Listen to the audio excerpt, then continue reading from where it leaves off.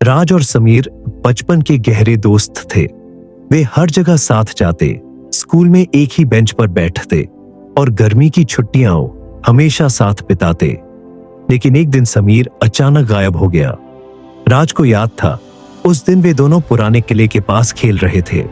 समीर ने मजाक में कहा था, चलो अंदर जाकर देखते हैं कि इसमें क्या है। राज को थोड़ा डर लगा, क्योंकि गांव के बुजुर्ग कहते थे कि वह किला श्रापित था। लेकिन समीर हंस पड़ा, अरे डरपोक मत बन, ये सब कहानियां हैं। और वह किले के अंदर चला गया। राज ने बाहर खड़े होकर इंतजार किया, लेकिन समीर वापस नहीं आया। कुछ देर बाद उसने हिम्मत करके अंदर झांका, पर वहां कोई नहीं था, बस धूल भरी दीवारें और एक अजीब सा सन्नाटा। राज ने पुकारा, समीर कहाँ हो? कोई जवाब नहीं आया। राज दौड़ता हुआ गांव गया और समीर के माता पिता को बताया। गांव वालों ने पूरी रात ढूंढा, लेकिन समीर का कोई सुराग नहीं मिला। धीरे धीरे सबने मान लिया कि वह कहीं गिर गया होगा या भटक गया होगा।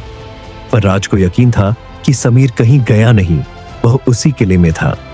10 साल बाद समीर की गुमशुदगी को 1 दशक बीत चुका था। राज अब बड़ा हो चुका था, लेकिन समीर की यादें अभी भी ताजा थीं। एक दिन वह अपने पुराने घर के अटारी में गया और कुछ पुरानी चीजें देखने लगा। तभी उसे एक पुरानी फोटो मिली, जिसमें वह और समीर खड़े थे। लेकिन जब उसने गौर से देखा तो उसकी रीढ़ में सिहरन दौड़ गई।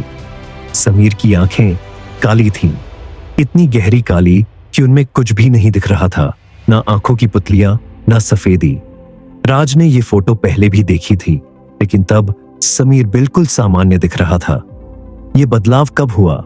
फोटो के पीछे कुछ लिखा था, मैं अब भी यही हूं। राज का दिल जोर जोर से धड़कने लगा। ये किसने लिखा था? समीर की हैंडराइटिंग तो यही थी, किले की ओर। राज को समझ नहीं आया कि क्या करे, लेकिन उसके अंदर का डर और बेचैनी उसे किले की ओर खींच रही थी। उसी रात वह एक टॉर्च लेकर वहां पहुंचा। किला अब और भी ज्यादा खंडहर हो चुका था। दीवारों पर अजीब सी लताएं उग आई थीं और माहौल में एक अजीब सी ठंडक थी।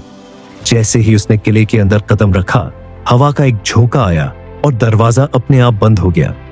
राज ने टॉर्च घुमाई और वही जगह देखी जहां समीर आखिरी बार खड़ा था। तभी उसे किसी के चलने की आवाज सुनाई दी। कौन है? उसने कांपते हुए पूछा। अचानक सामने एक परछाई उभरी। वह धीरे धीरे पास आई और जब रोशनी उस पर पड़ी तो राज की चीख निकलते निकलते रह गई।